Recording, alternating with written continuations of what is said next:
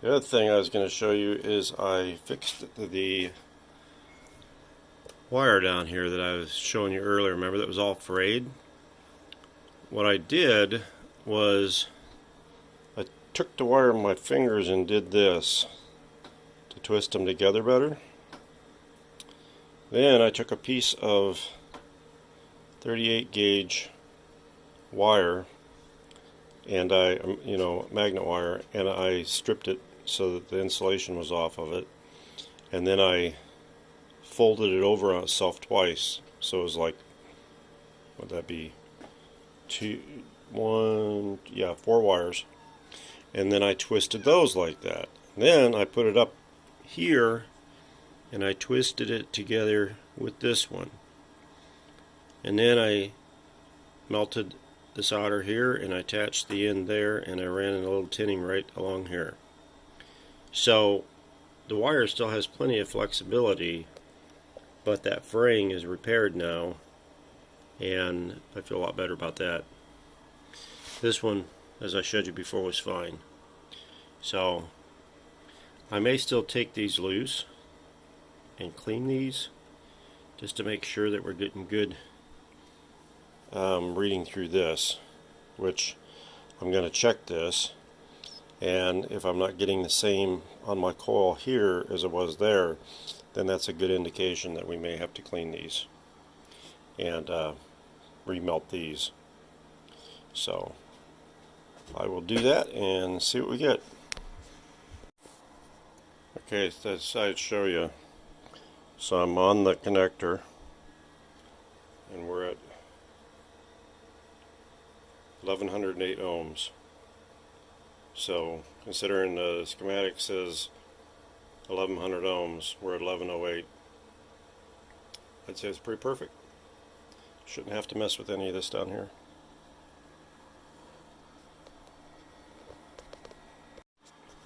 I thought I'd show you guys that I went ahead and put a couple patches in the back side. This big one over here is the one for the big tear that was on the front side, and this one here was a little slit that I had missed on the front side. Patched it from the back side. I got the Elmer's on the front side, should be fine, and then I went ahead and I added a little bit of Elmer's on each of the wires where it meets the speaker. So the only thing I got left to do now is, once that's all dry, I may put a second patch on it, I may not, and then I'll just take some flat black paint and paint it. So, and the speaker will be done. I'll take a shot once I get the paint in it. Alright, so I got the speaker pretty much done, other than I gotta clean up the back side a little bit, but as you can see, I've got the repair here.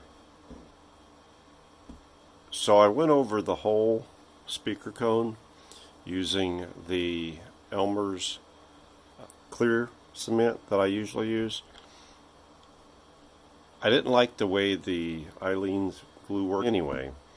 I went back over it after it had dried with the Elmer's. So I'm very happy with the outcome of that. I wish I would have actually had some flat black paint. I thought I did, but I didn't, so I had to use some satin paint. Had I had flat black, you wouldn't have even seen the repair. I shot this all after it had all dried with some satin. Now, I haven't done it yet on the back side, so we'll show you the back side and the two repairs that I made on the back side.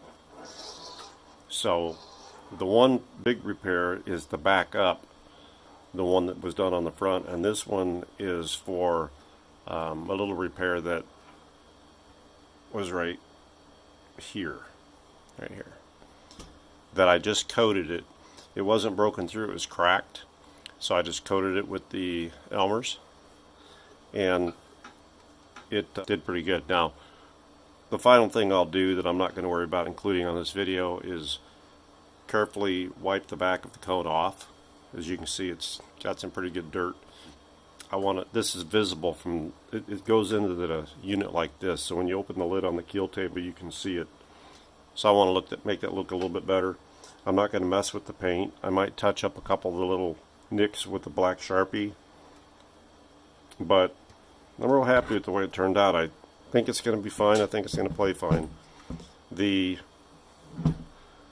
area I was concerned about was the cone coil hanging on that transformer. It doesn't. I can take my fingers below and move it up and down, and there's no sound of rubbing at all, so I think that's going to be fine. So I think I'll call this speaker repair complete, and I will mount it in my keel table this week when I bring it in the house from the garage. It's got its last coat of tung oil on it this morning, and it will be coming in the house this week, and we will mount the speaker in it, and the speaker will be well protected until I get the chassis completed. So this is the end of the speaker repair for the 1929 55C Atwater Kent. From Gregg at Gregg's Vintage Workshop. Thanks for watching. Stay tuned for part 3.